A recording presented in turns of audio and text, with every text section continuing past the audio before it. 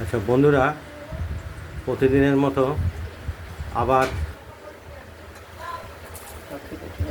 নতুন রেসিপি নিয়ে এলাম লক্ষ্মী কুটিরের রান্নাঘরের তরফ থেকে। এই রেসিপিটা হলো পটলের ভেজিটেবল। প্রথমে পটলগুলোকে সেদ্ধ করে নিয়েছি, গোটা পটল, কাঁকড়ে, গাটাকে কাঁকড়ে সেদ্ধ করে নিয়েছি এবং দু আধখানা করে নিয়ে বিচিগুলো বের করে নিয়েছি। তারপরে সর্ষে পোস্ত আর লঙ্কা শিলে বেটে তার সঙ্গে নুন মিষ্টি দিয়ে এই পটলের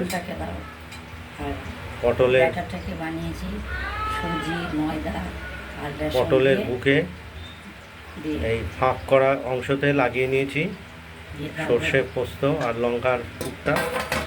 এরপর একটা ব্যাটার তৈরি করে নিয়েছি। বেসন ময়দা সুজি লঙ্কা নুন আর কালো জিরে দিয়ে একটা ব্যাটার তৈরি করে নিয়েছি এবং ব্যাটারটাকে ফাটিয়ে নিয়েছি।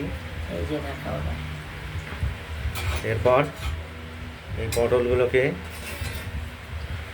পটলের ভেজিটেবল এই ব্যাটারে ডুবিয়ে এক এক করে কড়াইতে আপাতত 5টা দিয়েছি।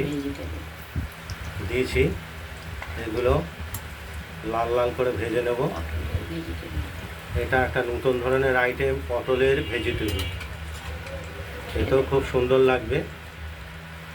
বড় বড় পটল, এগুলো অনেক বড় পটল, যেহেতু ওই জন্য সাইজও বড় হয়েছে, আকৃতিগুলো বড় হয়েছে। খেতেও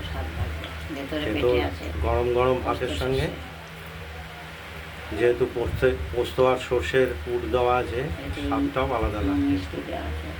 লঙ্কা দেওয়া আছে। দেখতে থাকুন। ভাজা আর কিছুটা বাকি আছে। হয়ে গেছে ভাজা, লাল প্রায় হয়ে এসেছে এবং ভাজা হয়েও গেছে। ভাজা হয়ে গেছে। এবার নামিয়ে এতেই রেখে দেবো। আজকের বাড়িতে ট্রাই করে দেখবেন এবং এই ভাজা দিয়ে ভাত খেতে কীরকম লাগে এক থালা ভাত খেয়ে সেটা আমাদের কমেন্টস করে জানাবেন। ভিতরে পেটের মধ্যে পুর আছে সর্ষে পোস্ত এবং এটা গরম ভাতের সঙ্গে খুবই উপাদেয় জিনিস। ঘরে ভাজা জিনিস তো আলাদাই হবে, খেতেও টেস্ট হবে। আর আমাদের এই লক্ষ্মী কুটিরের রান্নাঘরের চ্যানেলটাকে লাইক করবেন, সাবস্ক্রাইব করে রাখবেন। আজ এই পর্যন্তই।